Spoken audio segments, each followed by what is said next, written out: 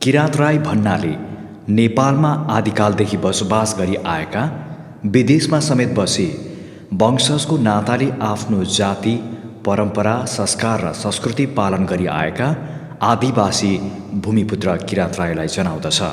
किरात राई यायोखाको विधान परिच्छेद 1 दफा 3 परिभाषामा राईलाई परिभाषित गरिए अनुसार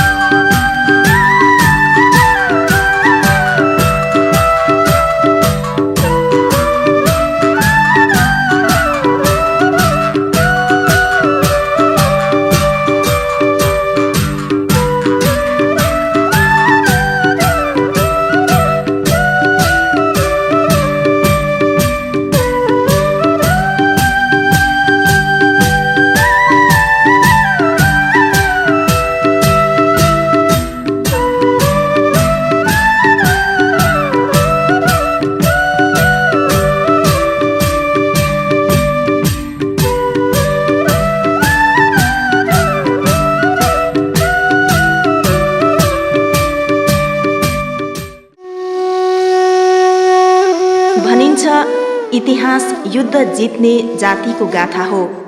राई जातिले इतिहासको एक कालखण्डमा पक्कै पनि एउटा करार युद्ध हारेका छन्। यद्यपि हार्ने जातिको पनि एउटा यस्तो इतिहास छ, उसको जातीय मूल्यको अवशेष पुनः प्राप्त गर्न सकोस्, कतै न कतै रक्त बीजहरू लुकेको हुन सक्छ।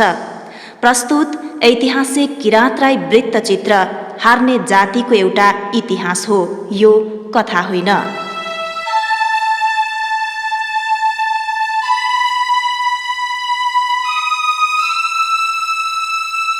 विश्व मानचित्रमा 0.03% र एसियाको 0.3% भूभाग ओगटेको नेपाल प्राकृतिक, जैविक एवं जात जातिहरूको दृष्टिले समृद्ध मुलुकको रूपमा परिचित यस मुलुककै किराँतहरू प्राचीनवासी हुन्, जो आफ्नो सामाजिक संस्थाको नाममा किराँत लेख्दछन्।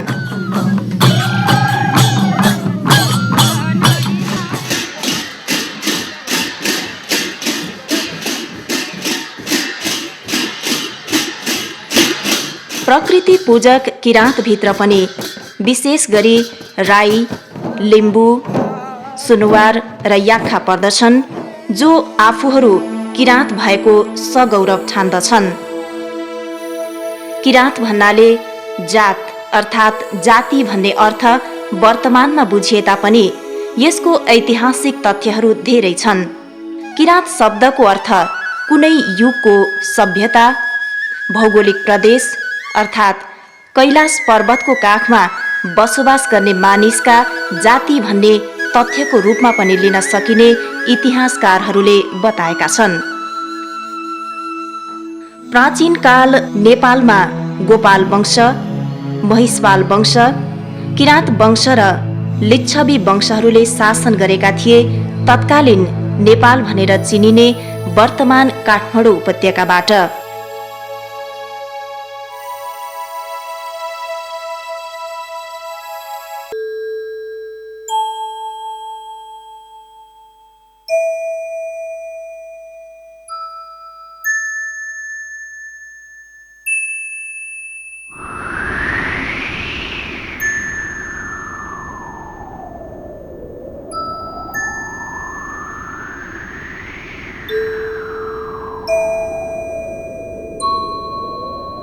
महिषपाल वंश राजा भुवन सिंहको राज्यकालमा हान यलम्बरले आक्रमण गरी किराँत वंशीहरूको राज्यकाल भएको इतिहासको स्वर्णिम पानाहरूमा कोरिएका छन्।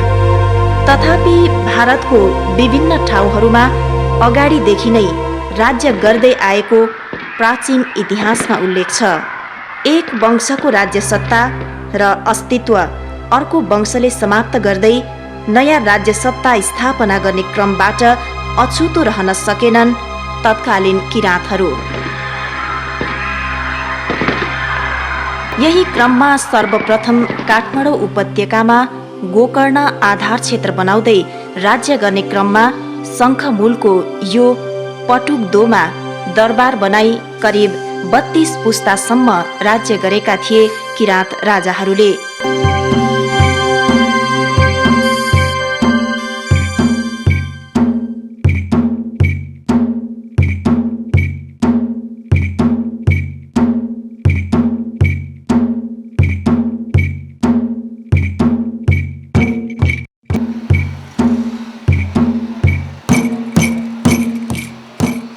प्राचीन समय जति बेला किराँतीहरूको राज्य थियो यो देशमा, यो मुलुकमा, त्यही क्रममा गस्तीले आएर यो पटुकडोमा राज्य स्थापना गरी अर्थात् दरबार बनाई राज्य गरेको हो भन्ने इतिहासकारहरूको भनाइ छ।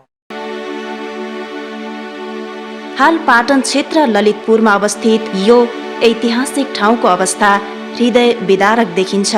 यसरी पिपलको बोट र झाडीहरू सिवाय केही अवशेष बाँकी छैन। अब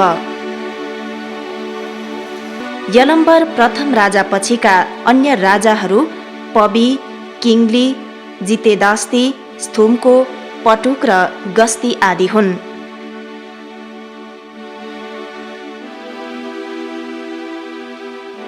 इतिहासको कुनै एउटा कालखण्डमा किराँतीहरूले एउटा करार युद्ध हारेका छन्। वैशालीबाट आएका लिच्छवीहरू जसले यो मुलुकमा किराँती शासनलाई अन्त्य गरेर उनीहरूको राज्य स्थापना गर्ने क्रम भयो। त्यही क्रममा लिच्छवीहरूसँगको युद्धमा यो च्यासल जसको स्थानीय भाषामा 800 भन्ने अर्थ बुझिन्छ र त्यही 800 जना किराँती सेनाहरूको टाउको काटी गाडिएको हो भन्ने इतिहासकारहरूको दाबी छ।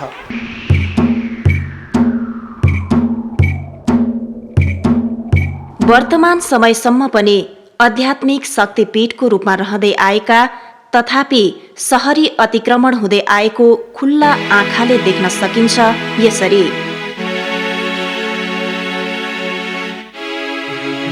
कहिले सासुको पालो कहिले बुहारीको पालो भने झैं किराँत शासनकाल वैभवशाली कालको रूपमा परिचित हुँदाहुँदै पनि लिच्छवीहरूसँग परास्त भए नराम्ररी।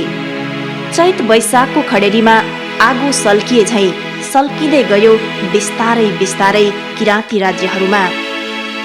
चाकडी, चाप्लुसी र शत्रुसँग झुक्न कहिल्यै नजान्ने किराँत युद्धमा हारेको ठाउँको पानीसम्म खान नहुने दृढ संकल्पका साथ किराँती राजा केही सेनाहरू र जनताहरू उपत्यकाबाट पूर्व ससानो राज्य विस्तार गर्दै लागे।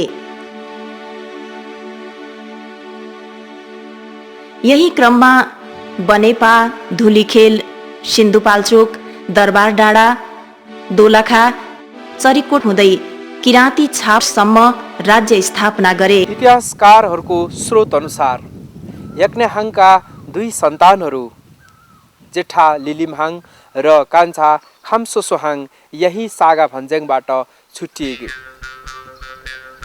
लिलिमहाङ तम्बोर नदीको आसपासमा दरबार बनाई बसे र कालान्तरमा यिनै राजाका सन्तानहरू लिम्बुहरू भए भने खाम्सोसोहाङ किराँती छाप हुँदै मुक्लीमा गई अधिपत्य गरी बसे र कालान्तरमा तिनै राजाका सन्तानहरू आजका राई अर्थात् खम्बुहरू भए।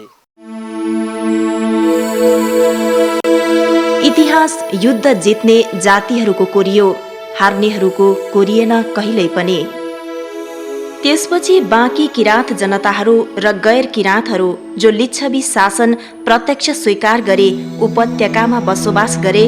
कालान्तरमा यिनीहरूको भाषा, संस्कार, संस्कृति, धर्म वर्तमान नेवार जाति जस्तै बन्यो।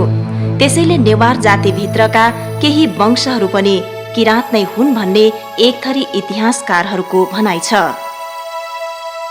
यही गढी हो जहाँ हाम्रा पुर्खा बाझाङ राई र हाम्रा किराँत सेनाहरू परेडी खेल्ने ठाउँ। त्यतिखेर सेरेमोनियल सेन राजा हुनुहुन्थ्यो र कार्यकारी प्रमुख बाझाङ राई हुनुहुन्थ्यो।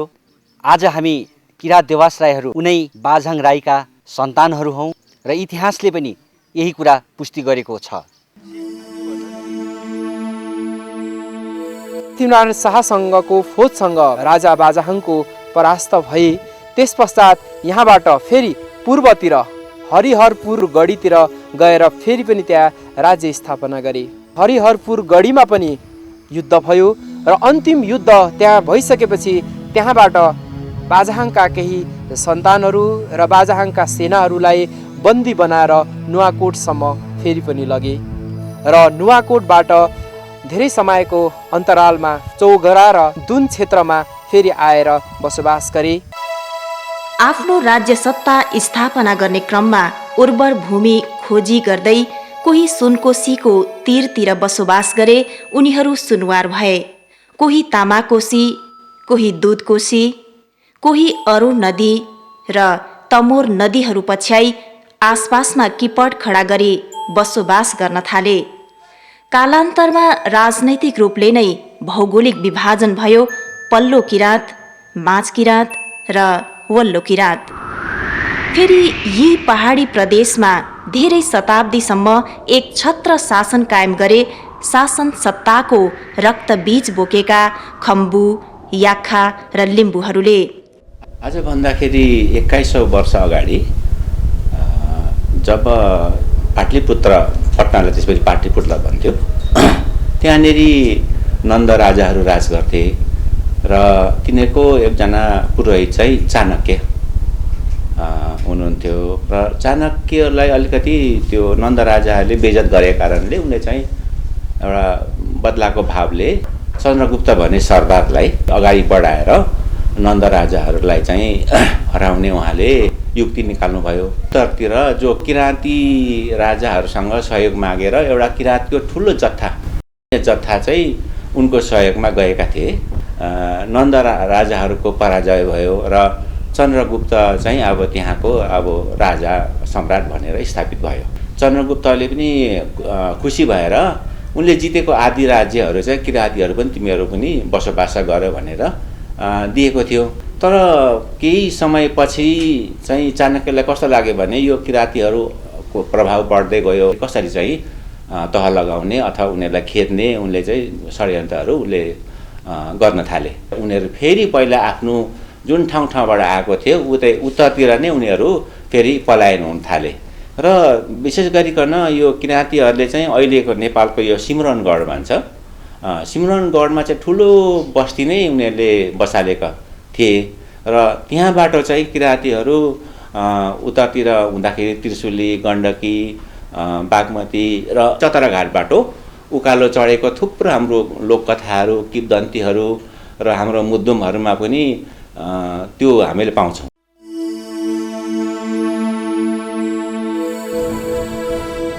तत्कालीन अवस्थामा बहुचर्चित विजयपुर गढी जहाँ हाङ बुद्धिकर्ण रायले राज्य गर्दथ्यो, अहिलेको अवस्थामा पनि यी सामान्य इँटाको टुक्राहरू भग्नावशेषको रूपमा पाउन सकिन्छ।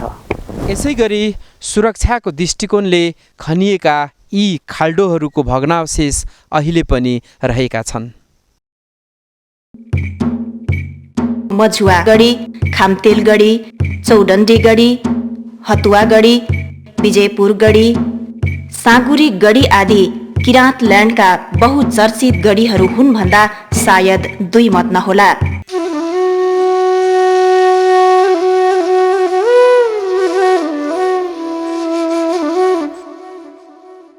म त्यही गर्भिलो माटोमा टेकेर उभिएको छु जहाँ किराँती पुर्खाहरूले टेकेर आफ्नो विरासत कायम गरेका थिए धेरै लामो समयसम्म।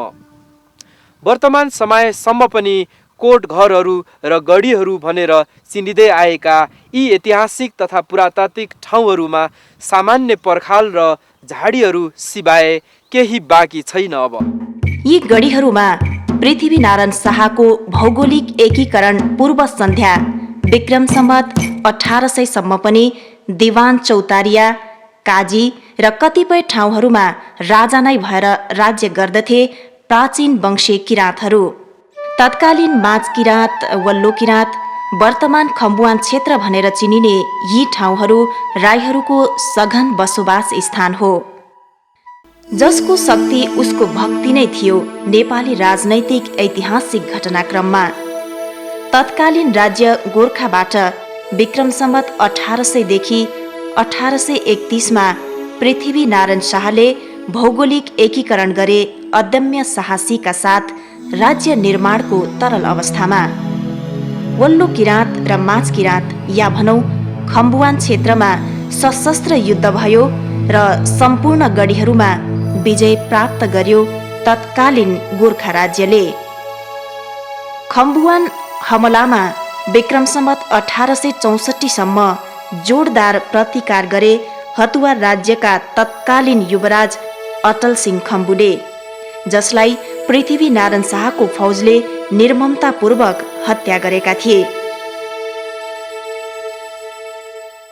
अटल सिंह जुन चाहिँ हतुवाको राजा थियो र ऊ चाहिँ हारेर भाग्यो, उसले समर्पण गर्न मानेन।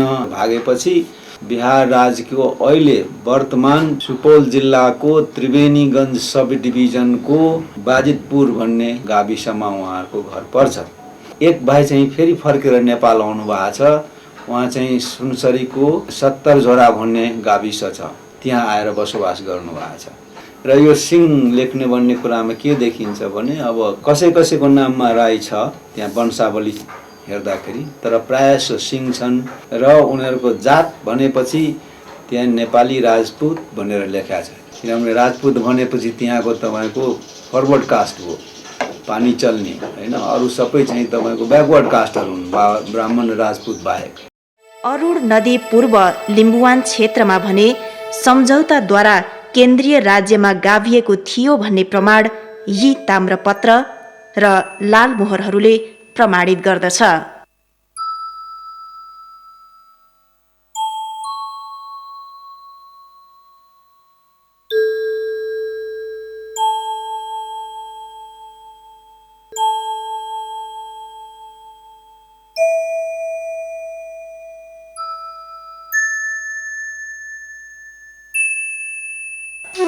यसरी ससाना 2200 र 2400 राज्यहरूको पुनः एकीकरण भई हिन्दू राष्ट्र घोषणा भयो र एक भाषा एक धर्मको नीति राज्यले लागू गरी संस्कृत भाषालाई मात्र काखी च्यापी वार्षिक अरबौं बजेट विनियोजन पनि गरियो र संस्कृत विश्वविद्यालयका साथै दशैं तिहार जस्ता हिन्दू धर्मको अवशेषलाई जबरजस्ती लागू गरियो। यसरी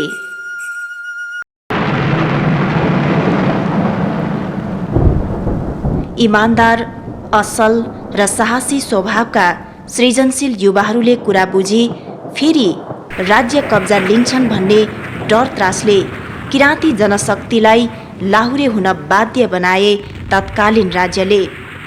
इस्ट इन्डिया कम्पनी बेलायतसँग नेपालले सन् 1816 मार्च 4 मा गरेको सुगौली सन्धिबाट ओह्रालो लागेको मृगलाई बाछाले पनि खेद्दछ भनेझैं किराँतहरू खेदिए लाहुरेको नाममा। सन् 1914 देखि 18 सम्म प्रथम विश्वयुद्ध र सन् 1939 देखि 45 सम्म दोस्रो विश्वयुद्धमा अर्काको मातृभूमि रक्षाका लागि युद्ध लडे बहादुरीका साथ। युद्धकै क्रममा करिब 60,000ले शहादत प्राप्त गरे, कैयौंको अङ्गभङ्ग भयो, हजारौं युद्धबन्दी भए, जसको लेखाजोखा र सही मूल्याङ्कन भएको छैन वर्तमान समयमा पनि। खास पक्का लडाइँ मैले इटालीमा दुश्मन रहेछ जर्मन मिस्त्री हुन्छ नि भात खाने, त्यो मिस्त्री बोकेको रहेछ झोलामा, त्यसले त्यो भित्र झोलामा त्यो हलिँदो रहेछ, आउँदो रहेछ। मेरो पढाइ यतिले ताकेर आँखा त्यतिको कच्चा आँखा थियो यस्तो गरेर पल्टेको थियो कता घुम्छ पल्टेर यता कान्लामा त्यो कान्ला थियो कान्ला भने मऱ्यो।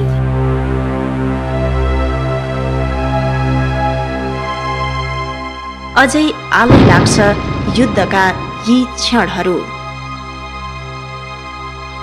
विश्वमा गोर्खालीहरू वीर बहादुर हुन्छन् भन्ने संसारलाई प्रमाणित गर्यो, जसको पुरस्कार स्वरूप संसारले पत्याए 13 जना नेपालीहरूले विश्वकै सर्वोच्च पद भिक्टोरिया क्रस अर्थात् भिसी तकमा प्राप्त गरे।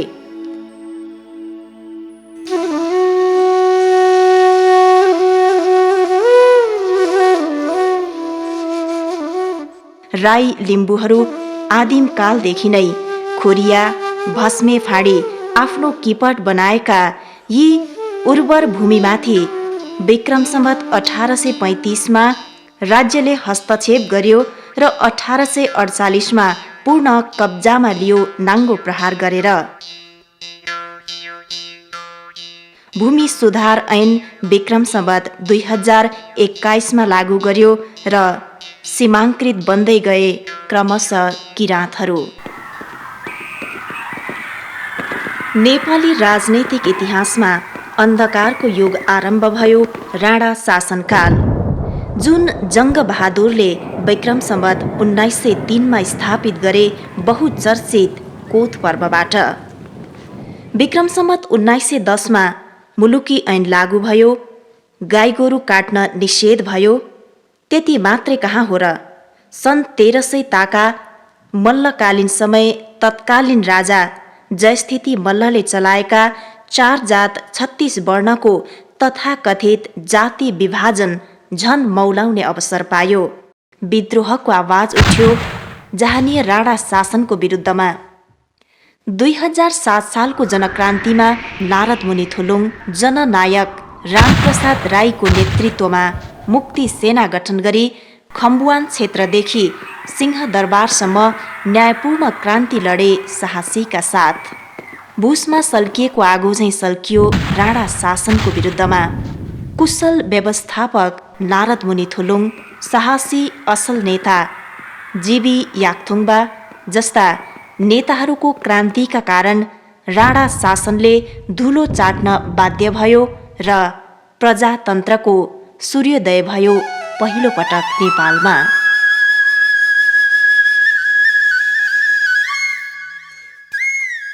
प्रजातन्त्रको कलिलो लाल किरण भुइँमा खस्न नपाउँदै महान नेता रामप्रसाद राई जस्ता क्रान्ति योद्धालाई रहस्यमय विलिन बनाइयो र मुक्ति र अधिकारबाट फेरि वञ्चित भए आदिवासी जनजाति किराँतहरू। यसरी प्रजातन्त्रको सूर्योदय जवानी हुन नपाउँदै निर्ममतापूर्वक हत्या गरियो र विक्रम सम्वत 2017 सालमा पञ्चायती व्यवस्थाको बीजारोपण भयो। भनिन्छ स्वतन्त्रता मानिसको सबैभन्दा प्यारो चिज हो।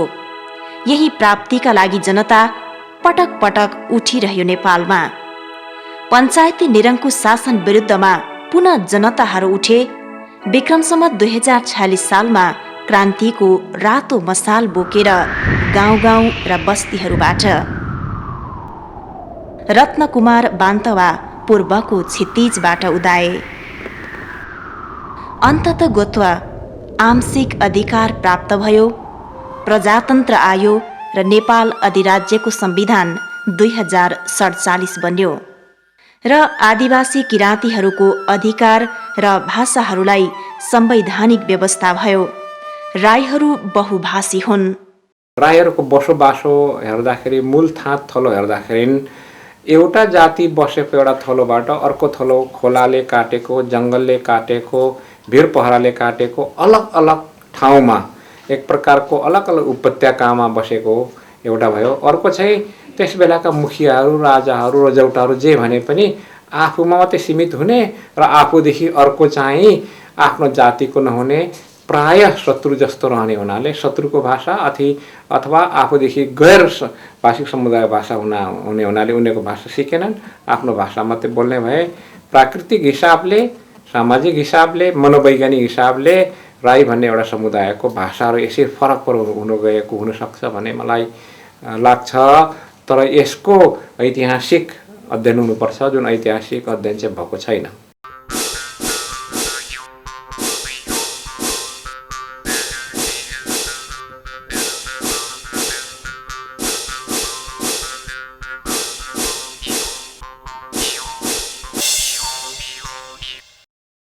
अहिले भाषिक सर्वेक्षण विस्तृत रूपमा नभएको हुनाले विभिन्न व्यक्तिहरूले व्यक्तिगत हिसाबले अनुसन्धान गरेको अध्ययन गरेको हिसाबमा 25 देखि 30 वटा भाषा बोल्ने हुन्। त्यसमध्ये एक जोडा लोप भइसकेको छ। त्यसमध्ये एउटा छुवा भन्ने हो, एउटा पोहिङ भन्ने हो, एउटा साम भन्ने हो, बुङ्ला वा साम पनि भन्छ। यसरी 3-4 भाषाहरू आजभन्दा 10-15 वर्ष अगाडि 1-2 बोल्ने पाइन्थ्यो। ती मानिसहरू छन्, अब उनीहरू आफ्नो भाषा लोप भइसकेपछि नेपाली बोल्न थालेका छन्। आको बार भन्नुहुन्छ होइन, कुराले तपाईँ कुराले किन खोइरहेगा भन्नुहुन्छ, अनि हामी भन्छौँ मा काममा भनिन्छ।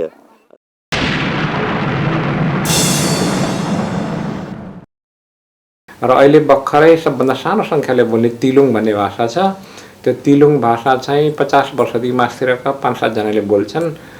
ती बोल्ने मान्छेहरू गएपछि तिलुङ पनि लोप भएर जान्छ। यस्तो स्थिति छ।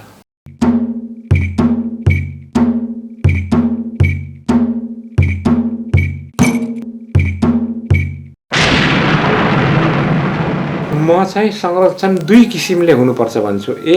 एउटा चाहिँ सरकारले गर्नु पर्यो, जो अहिलेसम्म गरिरहेको छैन। अर्को चाहिँ भाषाभाषी आफै पनि सचेत भएर लाग्नु पर्यो।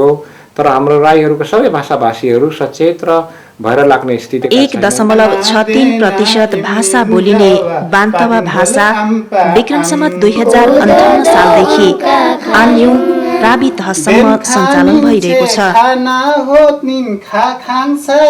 त्यसैगरी 0.19% भाषा बोलिने चाम्लिङ भाषामा पनि विक्रम सम्वत 2060 सालदेखि रोदुङ राई चाम्लिङ ला प्रावि तहसम्म पाठ्यपुस्तक लागू भएको छ।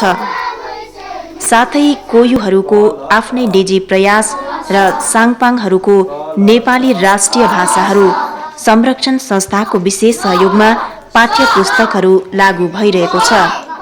हाल भोजपुर, खोटाङ, उदयपुर, इलाम, झापा, सुनसरी आदि जहाँ बान्तवा, साम्पाङ, कोयु र चाम्लिङहरूको सघन बसोबास छ, त्यहाँ लागू भइरहेका छन्।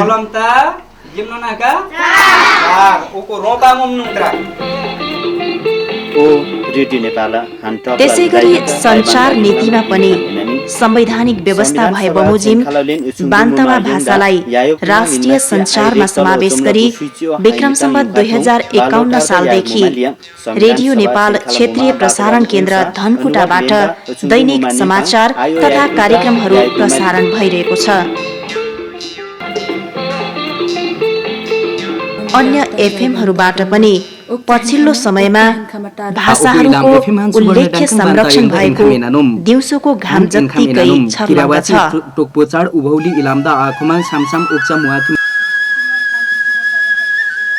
प्रजातन्त्रको प्राप्तिसँगै सदियौंदेखि राज्यद्वारा शोषित जनता खुला सास फेर्न थाले। राज्यले आदिवासी किराँतीहरूको भाषा, धर्म, संस्कृतिलाई नष्ट गरे अस्तित्व लोप हुने खतरामा पुगेको बेला किराँत राई यायोखाको जन्म युगानुकूल र समय सापेक्ष भएको हो। राईहरू बहुभाषी भएकोले भाषा, लिपि, धर्म, कला, संस्कृति र इतिहासको खोज, अनुसन्धान, संरक्षण र सम्वर्धन गर्ने पवित्र उद्देश्यका साथ विक्रम सम्वत 2045 सालमा किराँत राई सांस्कृतिक सङ्घ नामाङ्करण गरी स्थापित सङ्घ नै 2047 सालमा आएर किराँत राई यायोखा भएको हो। ऐतिहासिक रूपमा हेर्ने हो भने त्रिशुलीदेखि बनेपासम्म किराँतहरूको राज्य देखिन्छ। तर त्यसो भए तापनि वर्तमान अवस्थामा एकीकरणको ठिक अगाडिको अवस्थालाई हेरेर बनेपादेखि मेचीसम्म किराँत राज्य हुनुपर्दछ। हाल जिल्ला कार्य समितिहरू विस्तार भएका छन्। काठमाडौँ, ललितपुर, भक्तपुर, मकवानपुर, ओखलढुङ्गा, उदयपुर, खोटाङ, भोजपुर, सङ्खुवासभा, धनकुटा, सुनसरी, मोरङ, तेह्रथुम, ताप्लेजुङ, पाँचथर, इलाम, झापा आदि रहेका छन्। यसैगरी विदेशमा समेत किराँत राई यायोखा विस्तार भएका छन्। Kirant Rai society America, Kirant Rai Yayokha UK, Kirant Rai Yayokha Qatar, Kirant Rai association Hong Kong, Kirant Rai Yayokha Korea र किराँत राई यायोखा मलेसिया आदि हुन्। देश छोडेर बाहिर गइसकेपछि आफ्नो संस्कार, संस्कृति, भाषाको र धर्मको ज्यादै नै महत्त्व हुँदो रहेछ। हामीले त्यो महसुस गऱ्यौँ। त्यसै कारणले गर्दाखेरि मैले के देखेको छु भने विदेशमा रहने नेपालीहरू र त्यसभित्र पनि किराँत राई समुदायहरूको राईहरू, जब हामीले त्यहाँ राईहरूको विभिन्न संस्कार, संस्कृतिहरू, बहुली उधौलीहरू, चुला पुज्ने यावत कामहरू गर्दाखेरि जुन एउटा किराँत राई एसोसिएसन हङकङ छ, त्यहाँ उहाँहरू आएर चासो लिनुहुन्छ र हामीलाई सहयोग गर्नुहुन्छ।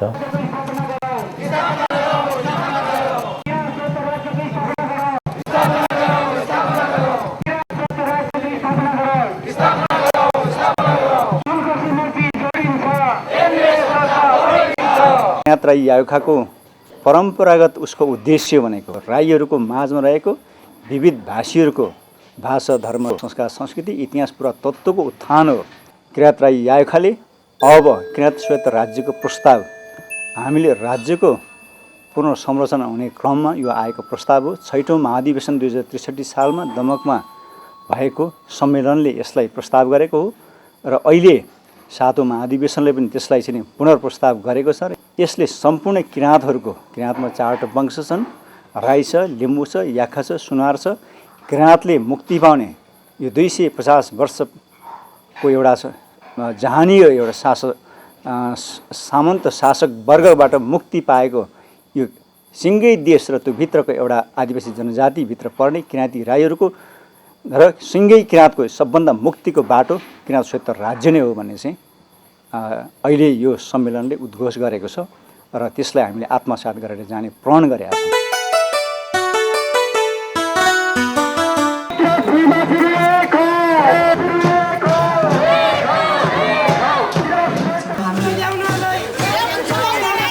विक्रम सम्वत 2062-63 को जनआन्दोलनमा समेत गणतन्त्र स्थापनामा यायोखाको महत्त्वपूर्ण भूमिका रहेको थियो।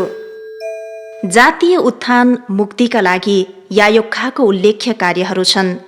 4 किराँत संस्थाहरूको सक्रियतामा ललितपुरमा अवस्थित सानो हात्ती वनलाई किराँत धार्मिक वन घोषणा, राज्यको हरेक तह तबकामा किराँतीहरूको समान प्रतिनिधित्वको मुद्दा, साकेला उभौली उधौलीलाई राष्ट्रिय चाड घोषणा गरी एक दिन सार्वजनिक बिदा, त्यसै गरी विभिन्न जिल्ला कार्य समितिहरूको पहलमा साकेला थानको स्थापना, करोडौं मूल्य पर्ने यायोखा भवनहरूको निर्माण गरी एकताको सूत्रमा बाँध्ने काम भइरहेको छ।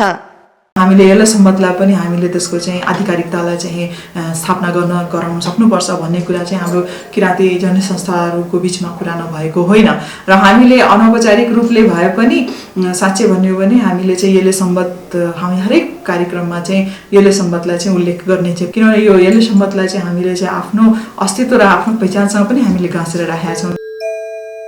यति हुँदाहुँदै पनि राजनैतिक हिसाबले नै जातीय मुक्तिका लागि विक्रम सम्वत 1864 सालमा अटल सिंह खम्बुको विद्रोहको ठीक 187 वर्षपछि विक्रम सम्वत 2051 सालमा पुनः खम्बुवान राष्ट्रिय मोर्चा गठन गरी क्रान्तिको बिकुल फुके। यसरी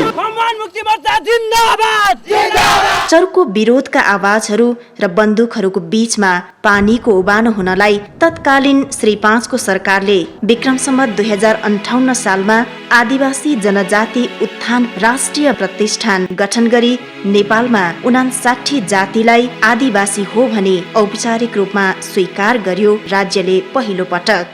अब मुख्य चाहिँ प्रतिष्ठानको के अरे म्यान्डेट अनुसार हामीले जुन काम गरिरहेका छौँ त्यसमा एउटा चाहिँ हाम्रो भाषाको संरक्षण र सम्वर्धन छ होइन।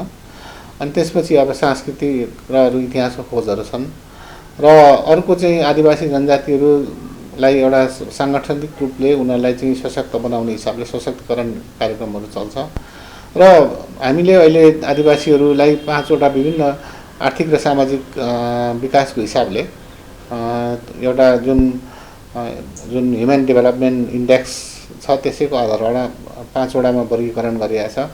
त्यसमा लोपोन्मुख र अति सीमान्तकृत भनेर 22वटा जातिहरू छुट्याएका छन्। उनीहरूलाई चाहिँ विशेष कार्यक्रमहरू हामी सञ्चालन गर्छौँ।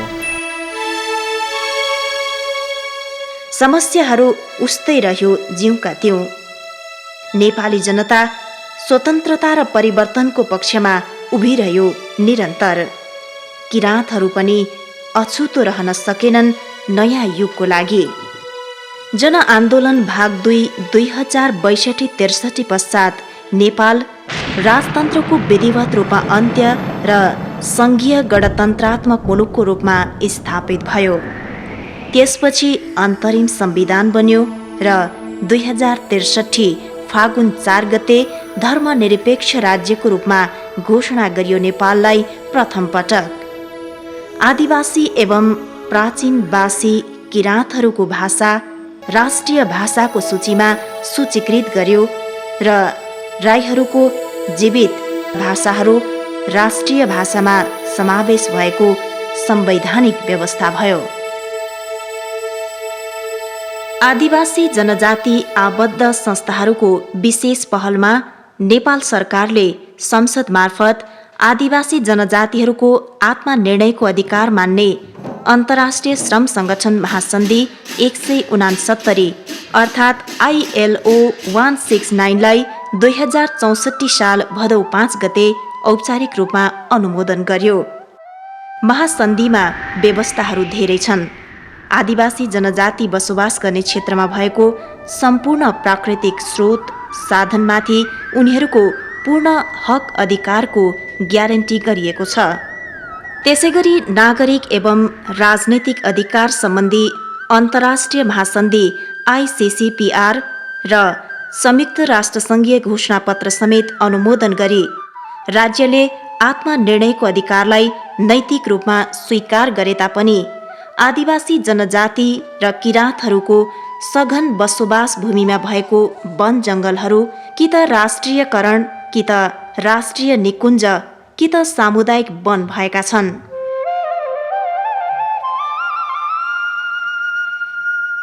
त्यसैगरी जलस्रोत मन्त्रालयबाट प्राप्त आँकडा अनुसार किराँती भूमिमा बग्ने करिब 5000 खोला नालाहरू अन्तर्राष्ट्रिय कम्पनी र राष्ट्रिय ठेकेदारहरूको नाममा दर्ता भएका छन्।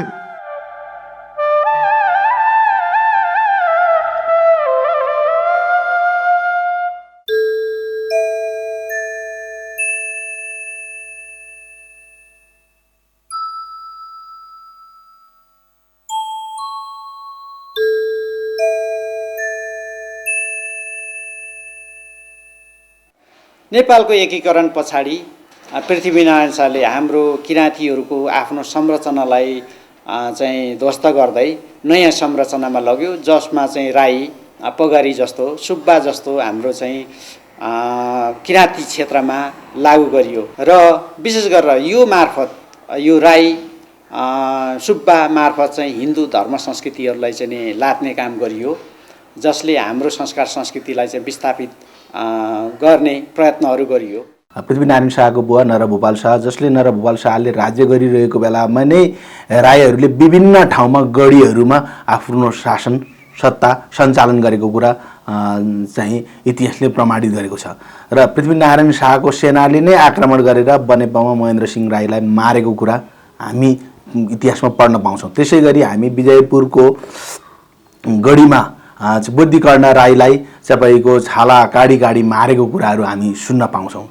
त्यसै गरी चाहिँ हतुवामा चाहिँ सोनाङ राई आदि इत्यादिहरूले विभिन्न ठाउँमा राज्य गरेको कुरा हामी सुनिरहेको छौँ। त्यसो भएको हुनाले पृथ्वीनारायण शाहले राईलाई पगरीको रूपमा विकसित गर्यो भन्ने कुरा जुन छ त्यो अत्यन्तै सरासर गलत छ। राय शब्द 2000 वर्ष अगाडिदेखि देखा पर्यो राजा सरह, राजाले पनि त्यतिखेर राय भन्दो रहेछ।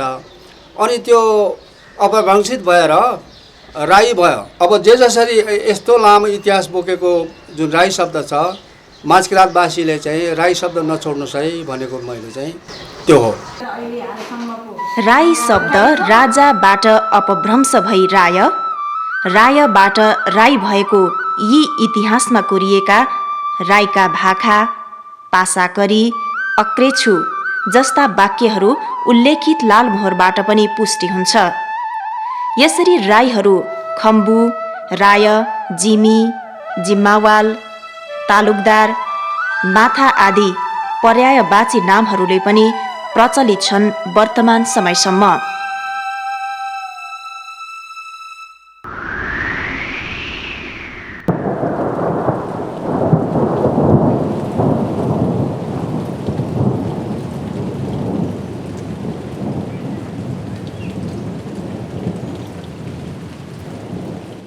विश्वको उच्च शिर चमोलङमा अर्थात् सगरमाथाको काखमा थुलुङ, कुलुङ र खालिङ राई भाषिक समुदायहरूको सघन बसोबास स्थान हो।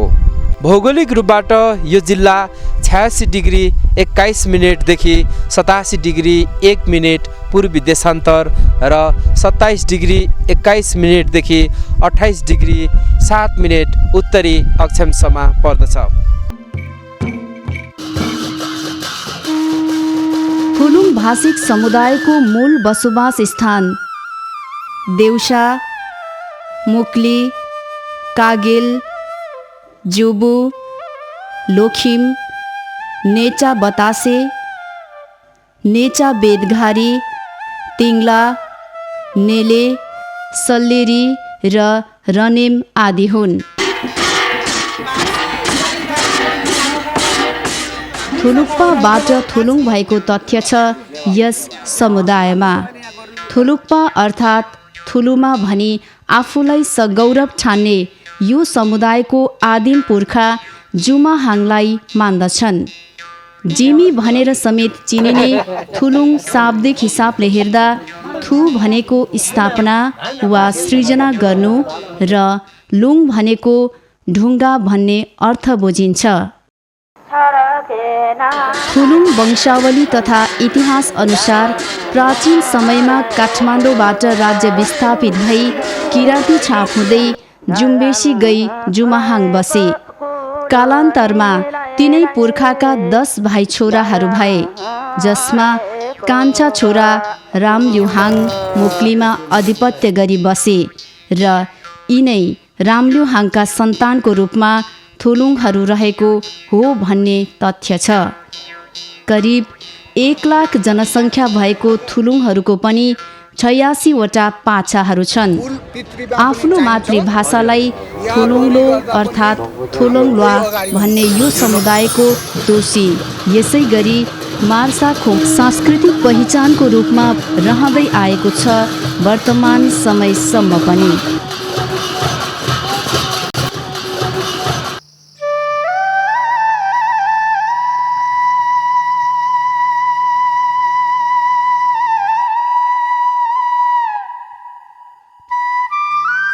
कुलुङ राईहरू सोलुको छेस्काम, वुङ र गुदेल उद्गम स्थल मान्दछन्, जसलाई महाकुलुङ भनिन्छ।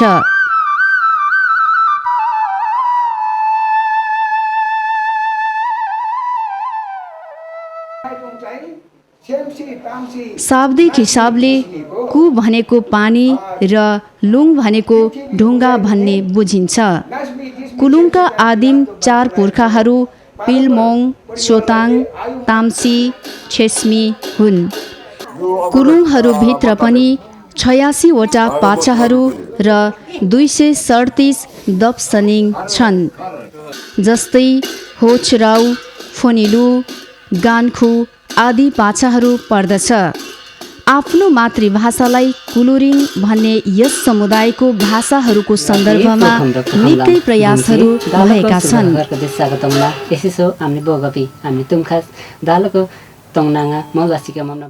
थामसुबोम, थोमे, दिबुरिम, नागी, देदाम, भूमे, तोस गर्ने आदि सांस्कृतिक परम्परा रहिआएको छ यस समुदायमा।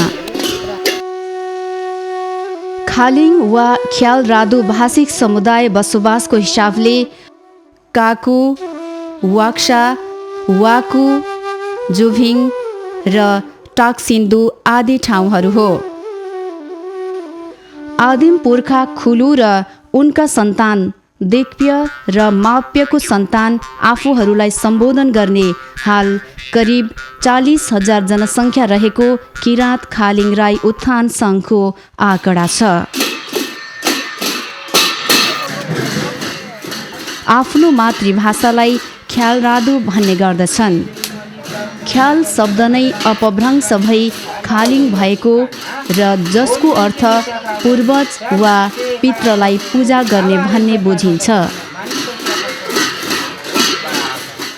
करिब 90% खालिङ भाषा पनि बोल्दछन्। अन्य समुदायमा झैँ यस समुदायमा पनि करिब 80 वटा पाछाहरू छन्, जस्तै कर्सेङ, थुला, हाङसुङ, सोइजी, रुना आदि हुन्। सांस्कृतिक पहिचानको रूपमा भूमि पूजा अर्थात् वासलाई मान्दछन्।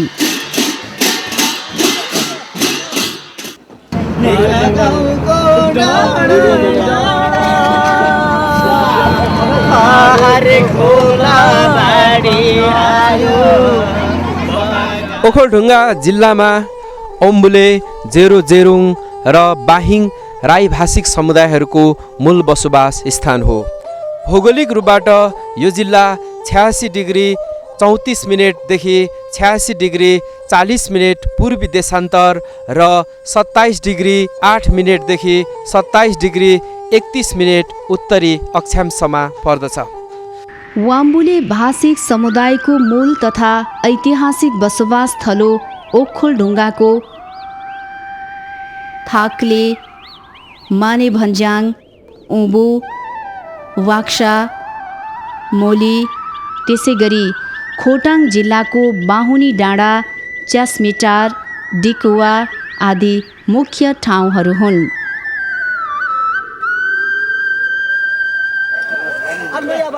वाम्बुले अर्थात् उँबुले चौरासे भनेर चिनिने साझा भाषा तथा संस्कृति एक रूपताको आधारमा यस समुदायभित्र विशेष गरी 5 वटा थरहरूको सामूहिक समुदाय नै वाम्बुले राई हुन्, जसमा राबुङ, जेरोजेरुङ, बाहिङ रोके, दोमी दुमी तथा थुलुङ रहेका छन्।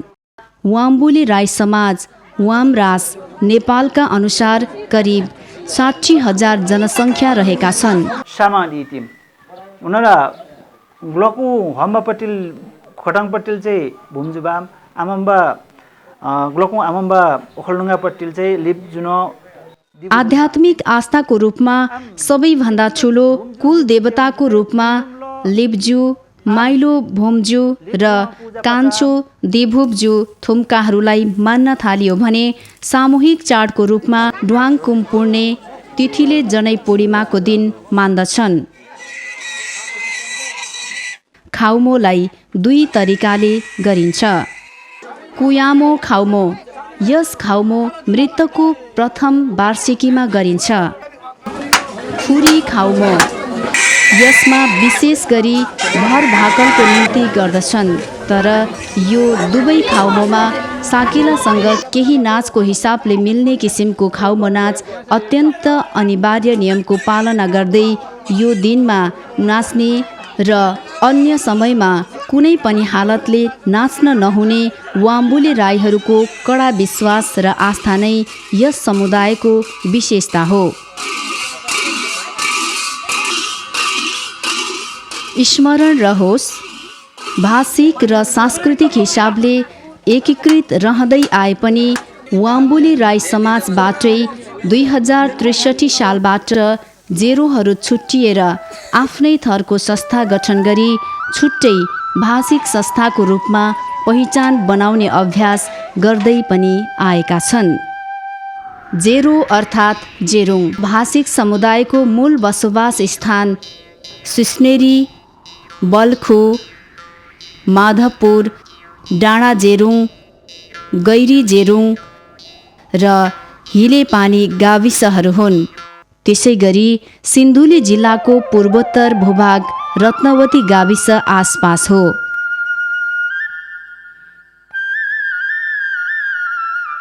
ईसा पूर्व 400 काठमाडौँ उपत्यकाबाट लिच्छवीहरूसँग पराजित भएपछि पूर्व पस्ने क्रममा योक्नेहाङ राजाले राज्य विस्तार गर्दै यो ओखलढुङ्गासम्म ल्यायो।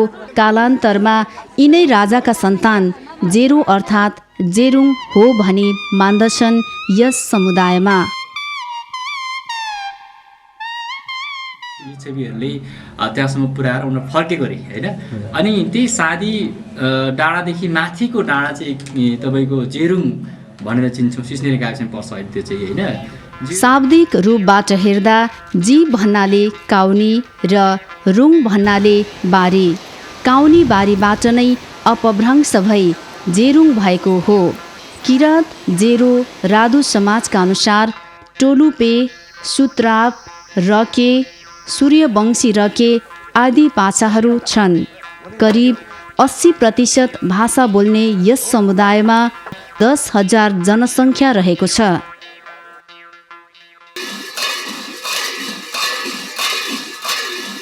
बाहिङ अर्थात् बायुङ राईहरू ओखलढुङ्गाको रागादीप, डिङ्गुटार, बरुनेश्वर, रुम्जाटार, केतुके, मोली, भदौरे, दियाले आदि मूल बसोबास स्थानहरू हुन्।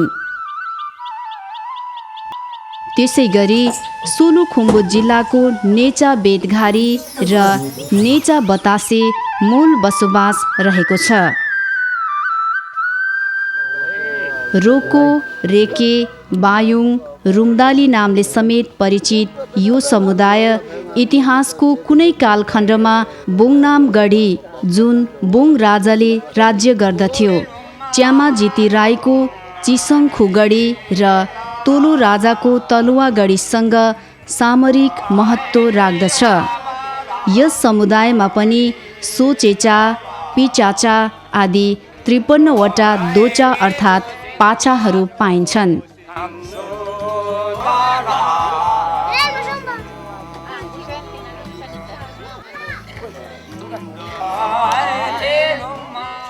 आदिम पुर्खाहरू रेन्दुप्पा, रुम्बु र खालुवालाई मान्दछन्। रुम्दाली, पाइरी नाम्सा, नेचाली, हङ्गुचा र रोकेचा आदि समूहमा भाषिक हिसाबले विभक्त छन्।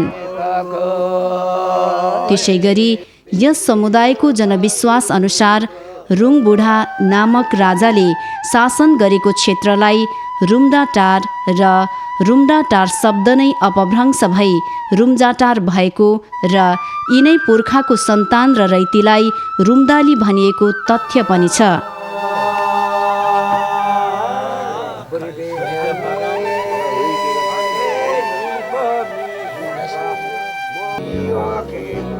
यस समुदायभित्र ह्वाङ सेग्रो वा हाङ्गोचो मौलिक तथा सांस्कृतिक संस्कारको रूपमा रहिआएको छ।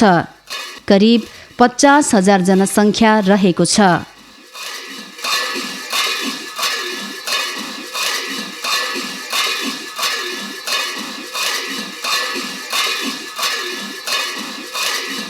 खोटाङ जिल्लामा तिलुङ, दुमी, साङपाङ, कोयुकोई, नाचिरिङ, चाम्लिङ र पुमा राई भाषिक समुदायहरूको मूल बसोबास स्थान हो।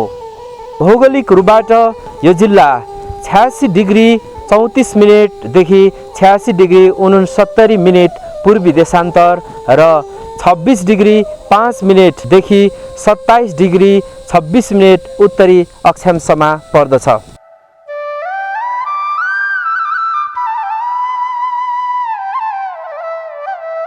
तिलुङ भाषिक समुदायहरू दुर्छिम, च्यास्मिटार, डिकुवा, थानगाउँ, आँपटार, राईघाट र उदयपुरको रूपाटार आदि गाविसमा बसोबास गर्दछन्। तिलिङ नामले समेत चिनिने यस समुदायमा करिब 3,000 जनसङ्ख्या रहेको र करिब आधा दर्जन पाछाहरू छन्। बोकिन्छा, बयाछा, मुछुङछा आदि हुन्। आदिम पुर्खाहरू हर्कबासी र हिमाबासीलाई मान्दछन्, जसमा हर्कबासीका सन्तान च्यास्मिटार र हिमाबासीका सन्तानहरू डिकुवामा बसोबास गर्दै आएका छन्। आफ्नो मातृभाषालाई ब्लामा भन्ने यो समुदायले न्वागी मौलिक संस्कारको रूपमा गर्दै आएका छन्, जुन माघ महिनामा गाउँका सबै दाजुभाइ अर्थात् वंश र छिमेकीहरू समेत भएर यो पितृ कार्य मनाउँछन्।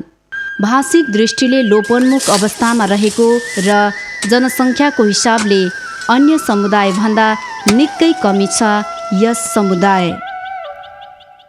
दुमी अर्थात् रदु जनसङ्ख्या र भाषिक दृष्टिले निकै ठुलो सङ्ख्या रहेको अर्को समुदाय हो। बाक्सिला, हार्मी, जाल्पा, सप्तेश्वर, माक्पा आदि गाविसहरू मूल बसोबास स्थान हो।